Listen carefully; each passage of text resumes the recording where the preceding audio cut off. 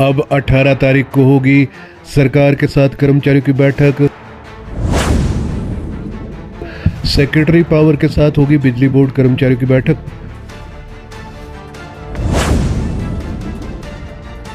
Meeting में रखी जाएंगी ये सभी मांगे।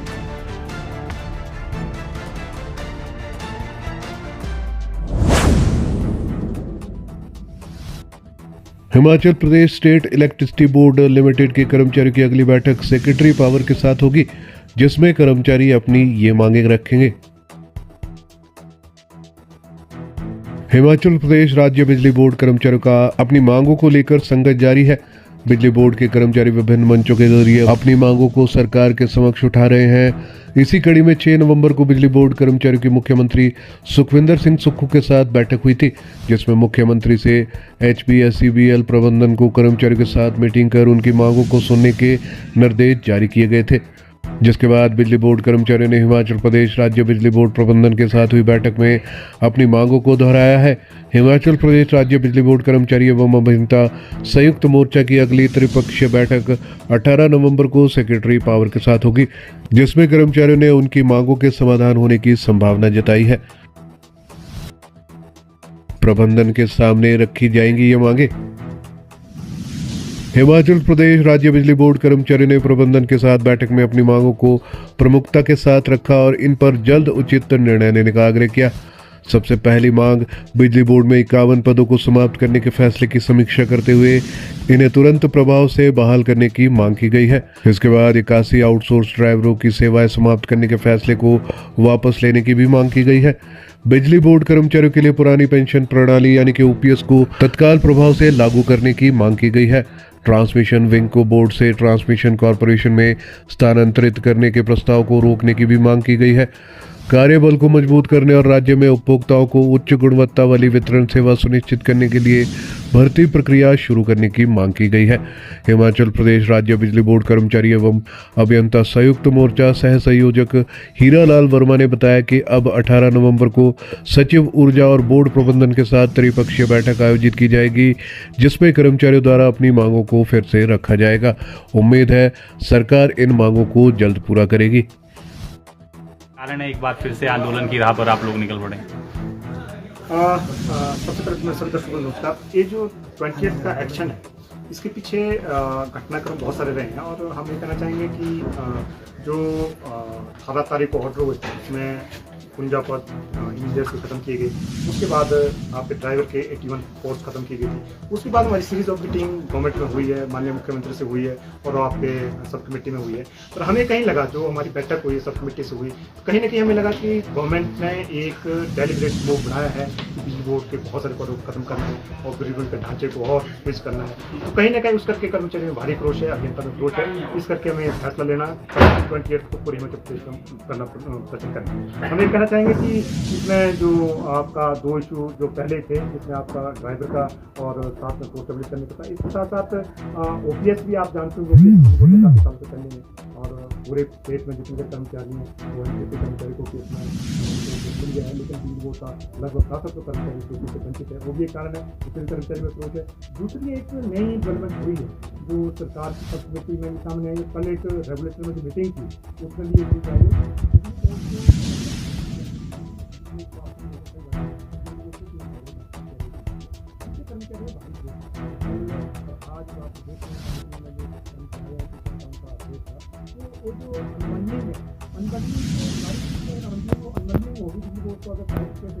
सबसे और कर्मचारी क्या ढांचे एक कर्मचारी को समझ गया कि अगर बिजली बोर्ड की पुनर्गठन किया जाए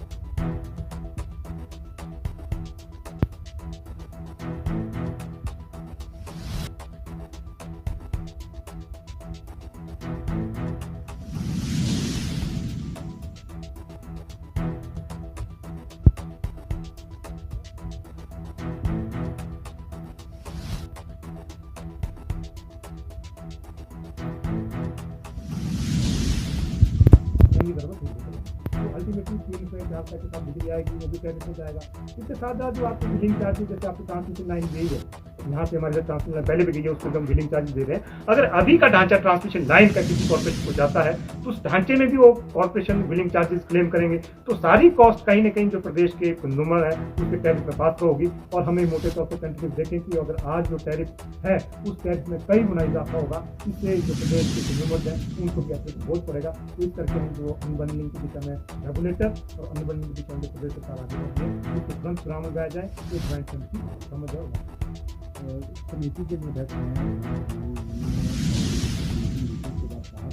बोर्ड की स्थिति ठीक नहीं है और कुछ कड़े निर्णय लेने पड़ेंगे ताकि भविष्य में कर्मचारी या पेंशनरों को सैलरीज भी टाइम पे मिलता रहे, सब कुछ मिलता रहे।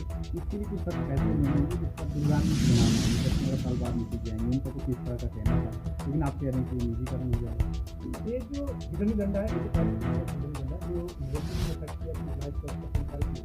आप अगर समझेंगे आज जो हम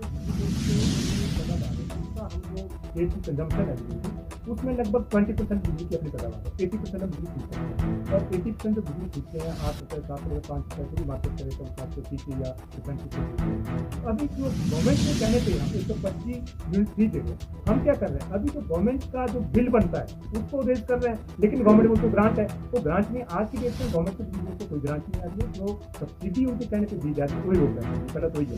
और सबसे बड़ा जो बिजली बोर्ड के संकट का कारण है वो वही है, गवर्नमेंट उस सब्सिडी को समय पे रोल बैक नहीं कर पा रही। आज 600-700 करोड़ की सब्सिडी गवर्नमेंट के पास है जो नहीं कर पा रही है, उस पर हमें क्या करना पड़ रहा है, हमें बैंक से पैसा लेना पड़ रहा है, महंगे इंटरेस्ट पे लेना पड़ रहा है। तो सारा कारण जो है, जो फीस है, जो है सब्सिडी दी जा रही है, गवर्नमेंट बढ़िया गवर्नमेंट दे सकती है, वो 300 दे 500 दे, लेकिन जो चैरिटी इंस्टीट्यूशन बिजली बोर्ड 6 महीने तक तो कर सकता है, तो सालों में कर सकता है। तो गवर्नमेंट का जो सब्सिडी का पैसा रोल बैक नए पे आए तो बिजली बोर्ड। और मैं एक चीज और कहना चाहता हूँ, सरकार के अपने फैसले में विरोधाभास है। वो जैसे बोल रहे हैं कि आपने इंजीनियर की पोस्ट से कम करके आप कॉस्ट रिडक्शन करेंगे, पर वहीं कहीं ना कहीं चीफ ऑफिस खोल रहे हैं, सर्कल ऑफिस खोल रहे हैं, जिसमें आपकी करोड़ों की इम्प्लीकेशन है। अगर आप फाइनेंशियल मेजर कुछ उठाना चाहेंगे तो आपके जो अपने फैसले हैं उसमें भी आपको चीजें रिफ्लेक्ट होनी चाहिए, लेकिन वो तो कहीं नहीं। हमने उसका विरोध किया था कि आज कार्यालय की जरूरत नहीं है, उसके बाद खोले, लगभग 18 करोड़ 19 करोड़ का खर्चा बिजली बोर्ड का डाला। तो वहीं जो दूसरी बात कह रहे हैं कि हम ऊपर की पोस्टों को कम करके नीचे की पोस्ट से भरेंगे, तो नीचे की पोस्ट से भी 10 और 30 पद पिछले साल के प्रूव हुए और गवर्नमेंट के पास फाइल पड़ी है, लेकिन अभी तक 1.5 साल हो गया, वो भी नहीं भरे जा रहे हैं। तो मुझे लग रहा है कि सब कमेटी जो जिस विषय में काम कर रही है ठीक है, क्या नेरेटिव सेट कर दिया, पर हमारी समझ है सब कमेटी का मेन मकसद है, आप उनके पास कोई भी तर्क दे, पर उनका मकसद है बिजली बोर्ड की कॉस्ट रिडक्शन के नाम पे बिजली बोर्ड की जो ऑफिस है उनको कैशलेस करना, उनको कम करना और बिजली बोर्ड में कर्मचारियों की संख्या को कम करना। और नीचे जो आज बोल रहे हैं रिक्रूटमेंट की बात कर रहे हैं, आपको साथ मीडिया का कुछ पता होगा, गवर्नमेंट में पहुंच आ रही है, आउटसोर्स की पहुंच आ रही है, जिसके तहत पूरी भर्तियां गवर्नमेंट में आउटसोर्स की जाएगी। आप साथ ही देखेंगे उसी तरह से जो नई भर्तियां जो हमारे पाइपलाइन में भर्तियां उसको रोका जा रहा है कि आगे आकर के आउटसोर्स में भरेंगे या कोई नया मैकेनिज्म निकालेंगे। उससे हम कहना चाहेंगे कि आज जो बिजली बोर्ड में भी है, स्टेट में भी आउटसोर्स का कर्मचारी है, उसके साथ खिलवाड़ किया जा रहा है, क्योंकि उसका फ्यूचर निश्चित नहीं है। हम कहना चाहेंगे गवर्नमेंट अगर इसमें आगे जा रही है, कोई तरह की नीति ला रही है, तो उसमें जैसे कोई सर्टन, उसमें कोई ना कोई सर्टन होना चाहिए कि उसका फ्यूचर क्या होगा। जैसे डेढ़ डेढ़ पॉलिसी है कि 3 साल बाद रेगुलर होंगे, कॉन्ट्रैक्ट की है कि 2 साल बाद रेगुलर होंगे, उसी तरह की कोई पॉलिसी ला रही है। अगर उस पॉलिसी में कोई फ्यूचर होगा कि उनका फ्यूचर क्लियर है तो पॉलिसी को माना जा सकता है। लेकिन अगर जिस तरह की आउटसोर्स की प्रैक्टिस आज है कि आप हायर एंड पास 6 साल के लिए आप सेवा दो, उसके बाद आपको भर भेजा जाएगा, उसका हम विरोध करेंगे, बिजली बोर्ड के कर्मचारी विरोध करेंगे। और मुझे लग रहा है एज संयुक्त कर्मचारी महासंघ में उसका महासचिव हूँ, उस फ्रंट पे इसका विरोध करेंगे जिस पॉलिसी में गवर्नमेंट आगे बढ़ रही है। सर, यहाँ पे कर्मचारियों की छटनी हो रही है, आप बोल रहे हैं यहाँ पर बिजली बोर्ड का विभाजन भी सरकार कर रही है और वहीं पर भर्तियाँ नहीं हुई है। 28 तारीख तक का आपने समय दिया है, अगर 28 तारीख तक कुछ नहीं होता है, सरकार कोई निर्णय नहीं लेती है, तो क्या यहाँ पर कर्मचारी ब्लैकआउट कर भी जा सकते हैं? साथ ही आप एक चीज़ देखेंगे, जो 2 इशू तो हमारे है ही है, जो ये आपका 51 पोस्ट है, ड्राइवर की पोस्ट है, और आपका OPS है, जो इंपॉर्टेंट इशूज हैं, बाकी कुछ फाइनेंशियल क्लेम्स हैं। लेकिन एक चीज़ आप समझेंगे, अगर ये ढांचा नहीं रहा, मेरा परिवार नहीं रहा, तो मेरे लिए तो सब चीज़ खत्म है, फिर तो आपका OPS भी खत्म है, मेरे फाइनेंशियल पेंशन भी कम है।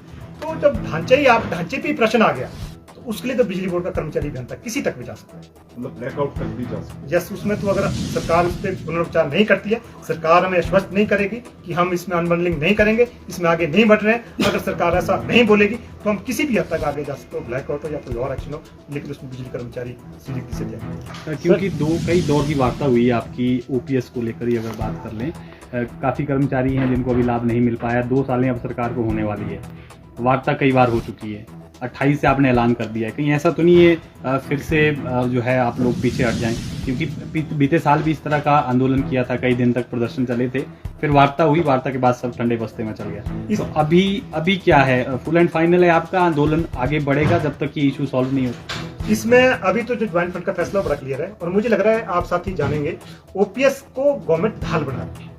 ओपीएस को ढाल बनाते हुए उसके पीछे बैकग्राउंड में बहुत सारी चीजें चलाई जाती हैं। हमें ओपीएस पे उलझाया हुआ है और पिछले साल भी आप देखेंगे ओपीएस में उलझाते हुए हमारे प्रोजेक्ट ले गए, हमारे ओल्ड ले कर दिए और भी बहुत सारी चीजें आई। अभी भी ओपीएस के ढाल के नाम पे बैकग्राउंड में सारी चीजें चली हुई है। मुझे लग रहा है अब हम होलिस्टिक सभी जो इश्यूज हैं, ओपीएस है और अनबंडलिंग है और सारे इशू है, इन सामूहिक रूप से सभी इशू को लेकर के आगे लड़ाई लड़ेंगे। और मुझे लग रहा है ओपीएस में कहीं ना कहीं हमारे साथ भेदभाव हुआ है और हम सरकार के साथ 1974 में सीसीएस पेंशन 1972 लागू हो गया था, लेकिन सरकार के कर्मचारी को ओपीएस मिल गया, लेकिन बिजली बोर्ड के कर्मचारियों के साथ भेदभाव है, ये हम मानते हैं। इससे कर्मचारियों में भारी क्रोध है। इस लड़ाई तक कहीं हम एक अंतिम अमलजामा देंगे, ये ज्वाइंट फ्रंट की समझ है। सर, जो मंत्री है राजेश धर्माणी, वो कह रहे हैं कि ओपीएस की आप लोगों की मांग जायज है, लेकिन कर्मचारी रिसोर्स भी बताए कि कहाँ से देनी है, कैसे देनी है, रिसोर्सेज क्या कैसे जनरेट करने हैं। मैं तो ये कहना चाहूंगा, जो माननीय मंत्री महोदय से सरकार से भी कहना चाहूंगा कि क्या सरकार के रिसोर्सेज है, सरकार ने तो दी है। जो स्टैट्यूटरी ऑब्लिगेशन होती है, जो आपके लॉ, जो आपके स्टैट्यूटरी होते हैं, जो उसकी ऑब्लिगेशन है, ये सीसीएस पेंशन की भी स्टैट्यूटरी ऑब्लिगेशन है। हमारे बिजली बोर्ड में सीसीएस पेंशन 1972 लागू है, 1972 लागू है, उसकी अमेंडमेंट तो लागू करनी पड़ेगी आपको। उसमें थोड़ी देखा जाता कि आज हमारी पेंशन आपकी 1200-1300 करोड़ की है, क्या आप बोलेंगे नहीं पेंशन देनी है? जो स्टैट्यूट में प्रोविजन है उसके लिए आपको फाइनेंशियल फंड्स, आपको आपकी जिम्मेदारी आपको अरेंज करनी है। जैसे गवर्नमेंट में फाइनेंशियल क्राइसिस है, फिर भी ओपीएस वहां आया, यहाँ भी अगर फाइनेंशियल क्राइसिस है तो आएगा। मोटे तौर पे तो हम ये कहना चाहेंगे, अगर ओपीएस आज की डेट में बिजली बोर्ड में लागू की जाती है, इसमें अभी जो खर्चा है, इम्प्लीकेशन है, पर एनम की इम्प्लीकेशन है, वो 9 करोड़ की है। जो एनएसएलडीएल में पैसा जा रहा है वो 48 करोड़ है। अगर आज की डेट में आप ओपीएस लागू करते हैं, फिर भी आपके पास 37-38 करोड़ तो बच गया। आज की डेट में तो कोई इम्प्लीकेशन नहीं है। तो मुझे लग रहा है ये तो सब बहाने हैं, जिस तरह से सारी चीजें की जा रही है, एक डिले टैक्टिस है। हो सकता है हम जो मान रहे हैं कि इसको ढाल बना करके बहुत सारे हिडन एजेंडे बिजली बोर्ड में लागू किए जा रहे हैं, तो ये हमारी समझ है। इस करके ओपीएस की लड़ाई भी हमारी फॉरफ्रंट पे रहेगी।